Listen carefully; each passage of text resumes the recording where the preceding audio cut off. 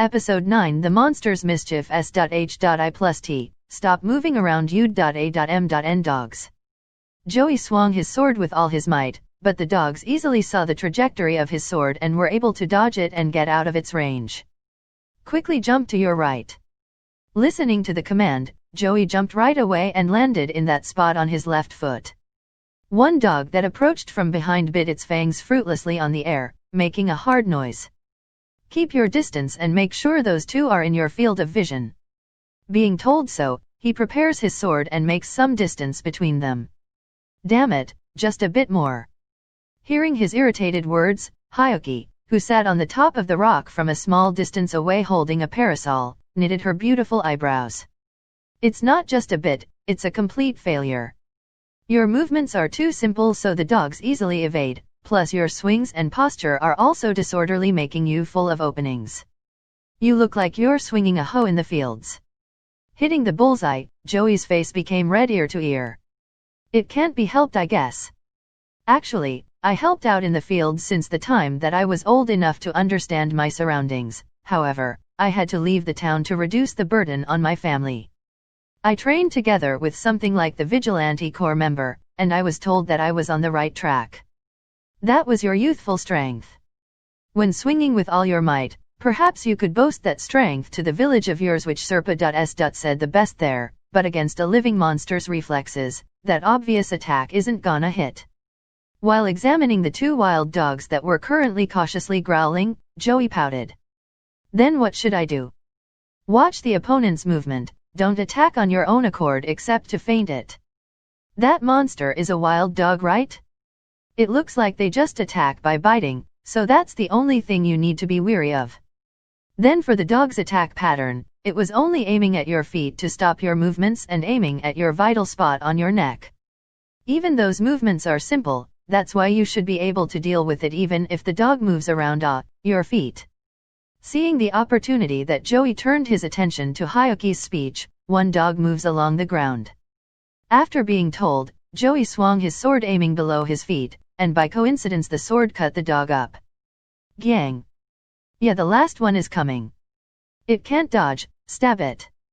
Without giving time for him to be submerged in deep emotion, her commands come in rapid succession. Shortly after, he raises his face, the bright red mouth of the last dog that was filled with rage approached in front of his eyes. Reflexively he pointed the edge of his sword outwards, and it transmitted to his arm a dull sensation. The dog desperately squirmed, scratching its claws into Joey's hand. Before long the dog's movements suddenly stop. Joey, who closed his eyes halfway through, heard a small clapping sound. Congrats on completing the subjugation quest. Thereupon Joey opened his eyes timidly, Hyuki's words and her fully smiling face barged into him.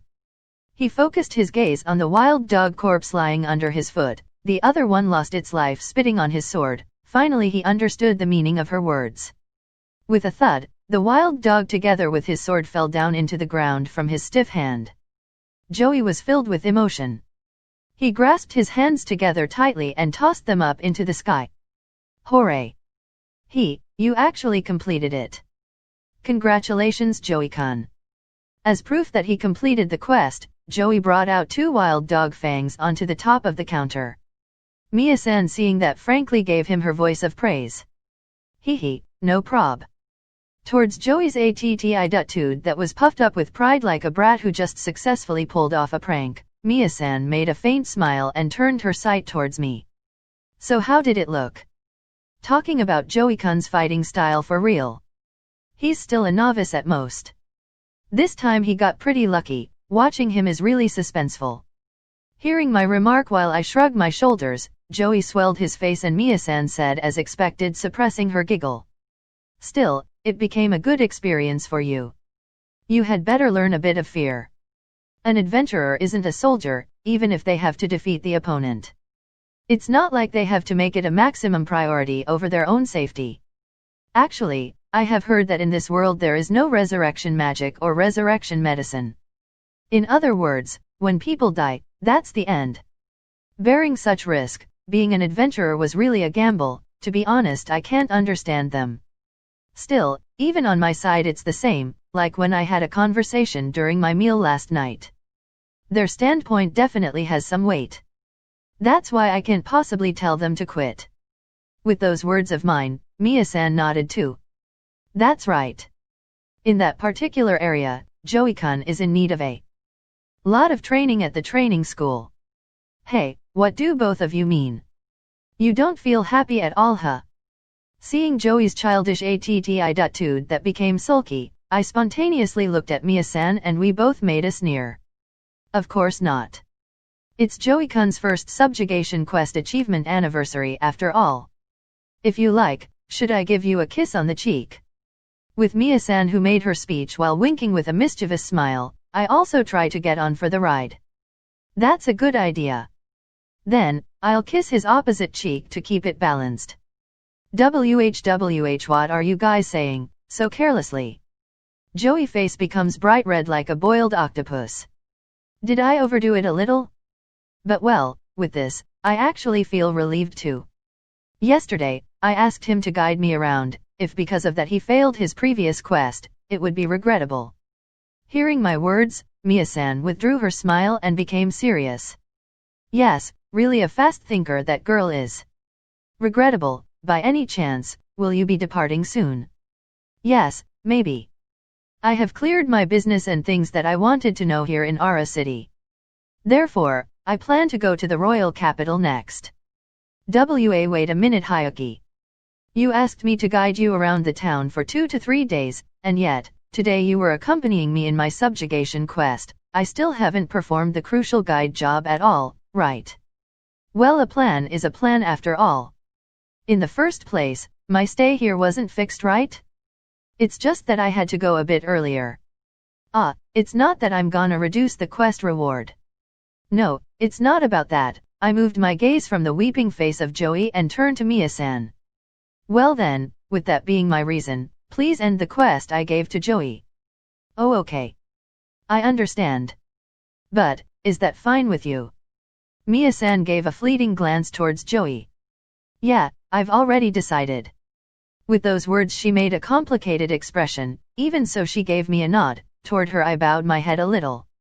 She had mutually known what I want to say. Really, what a capable woman she is. I faced towards Joey again. Joey, it was only a short time, but I'm really grateful for a lot of things. Thanks to you I really enjoyed my visit here. Well, it's not that this is a final farewell. First of all, I entrusted my money here until you become full-fledged. Become a full-fledged soon and I will gladly come here again. If you had died, it would be quite a disappointment. Recalling the end of my previous existence, I swallow deeply those words. Hyuki, yes, I know what you're gonna say, but you know, for your happiness I believe it's better for me to not be with you. Then, breaking the atmosphere, heavy footsteps sounded as the muscled uncle with scary face, Vice Guild Leader Gald, descended from the stairs. Did something happen, Vice Guild Leader? Ignoring Mia-san's question, Gald went straight in my direction with a serious face. Good timing, young lady. Sorry, but the guild leader has something to discuss, so could you come upstairs? A suspicious aura enshrouded the surrounding area. Someone other than just a pack of followers surveys the human being's nest where they used to live. He, the one who grew 5 horns on his head, the giant ogre king, who was 3 times bigger than a normal ogre, groaned in displeasure. Not enough. This kind of meager food is not enough. More, we need more food. His eyes pointed far away ahead from the big forest. It saw a huge nest where human beings crowded together. The nest's name is Ara. The humans might try to put some obstacles in the way, but that's not a problem. There is an entire ogre clan numbering around 1,500 and 5,000 Yume followers in this large forest anyway. Truly this should not be a problem. The moment the ogre king drew its conclusion, he said a command to all of his followers. Take all of your forces and charge toward the human nest immediately. Episode 9 end.